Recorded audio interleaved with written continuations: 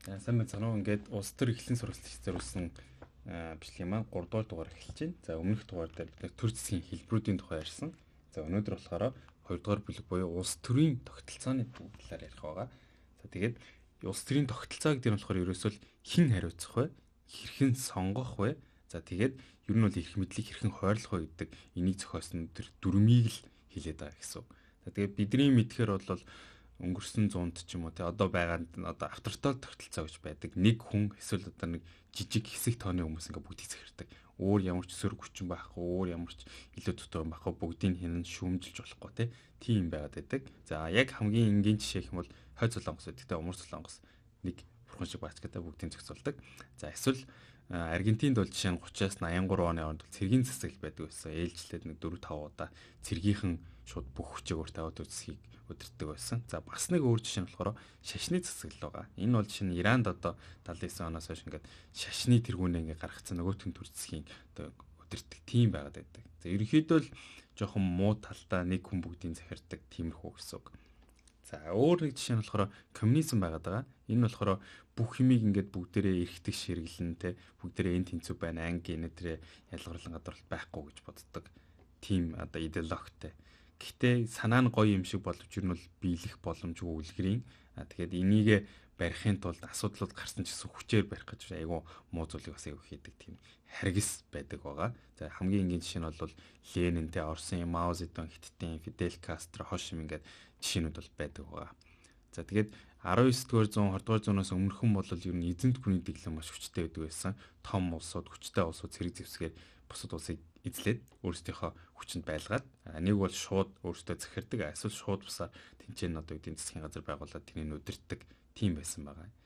За тэгээд энэ маань болохоор ер нь 20-р зуунд болоод ихэнх улсууд ер нь бол тусгаар тогтнолоо олсон байдаг. За 20-р зуунд л ихэд бараг 140-од улс ч үлээ тусгаар тогтносон байт юм байлаа.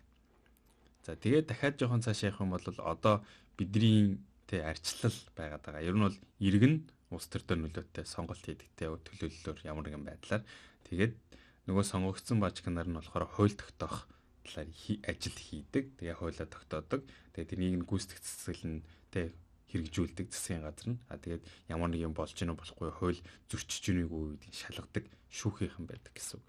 Тэгэхээр үндсэндээ бол нэг эрх мэдлийг 3 хуваарлаад 3 салаа болгоцсон болохоор ингээд нэг хүн нэг хэсэг ингээд хамгийн дээр нь гарах боломжгүйгээр бие бинийгээ ингээд хяндаг чиглэлдэг ийм тогтолцоог ер нь хэлээд байгаа маа.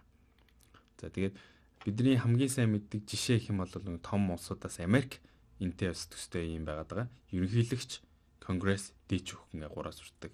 За энэ 3 нь одоо хоорондоо зохицоод нэг нь хуулиа батлаад нэг нь цэргээ удирдаатай нэг нь одоо юм болж гинүүдийн шалгаа явуулдаг гэсэн үг. За нөгөө нэг жишээ нь болохоор Их Британи байгаа. Энэ болохоор хаантай, гэтээ жоохон бэлгэдлийн шин чанартай. Тэгээд парламенттай тэр нь бас дотроод дээд доо тэгээ 2. Тэгээд ерөнхий сайд болон кабинет одоо ерөнхий сайдын нэмэх нь туслахуудантай бусад сайдууд нь гэсэн үг. За тэгвэл Монголд энэ маань яадаг вэ гэхээр ерөнхийлөгч байдаг, засгийн газар байдаг, ерөнхий сайд болон кабинет нь улсын их хурл байдаг 76 гишүүнтэй. Тэгээд шүүх эрх мэдэл буюу үндсэн хуулийн эцэц шүүх прокурорууд нь байгаад байдаг.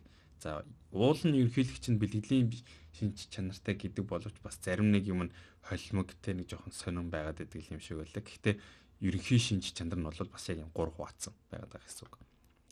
За тэгээд өшөө цаашаа үргэлжлүүлээ ярих юм бол ерөнхий сайд нь кабинет буюу өөрсдийн сайдуудтай те одоо нөгөө нэг саяхан бараг 40 50 сайдтай болоодсэн тэр бахан сайдууд нь төрийн нэрийн бичгийн даргууд нь тэгээд тах буюу төрийн албан агчид нь үндсэн ажиллаа хийж байгаа.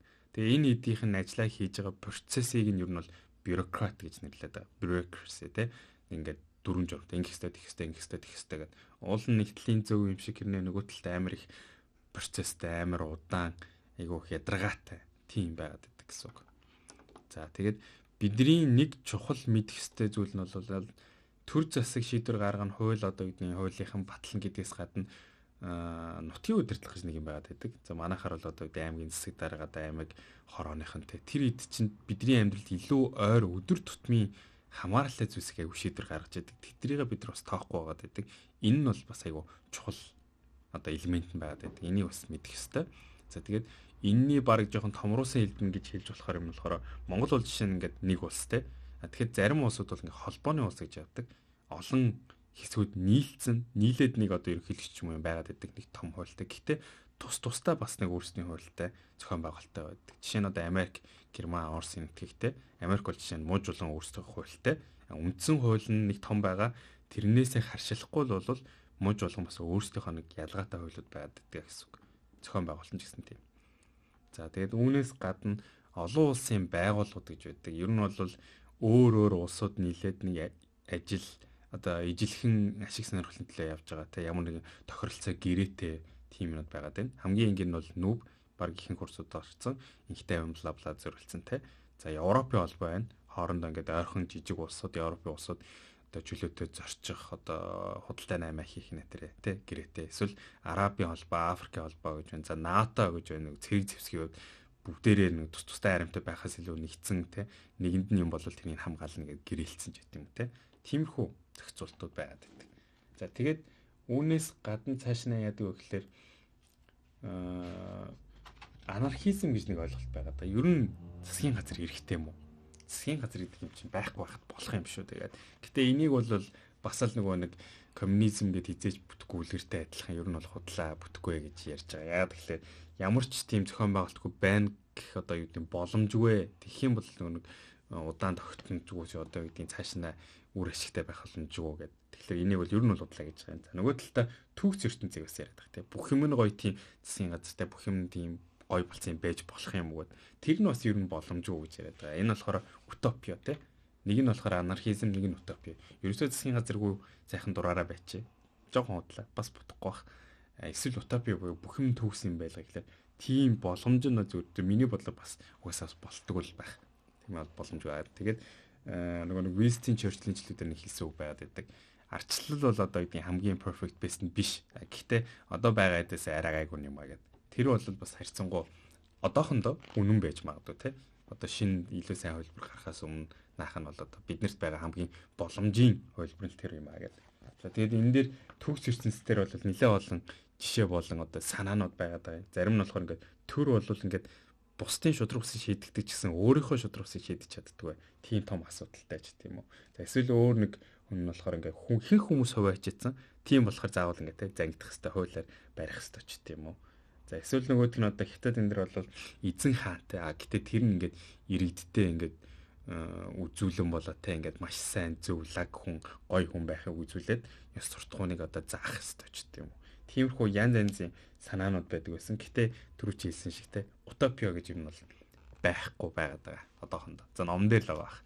За ингээд дараагийн дугаараараа уулзцгаая. Баяр таа.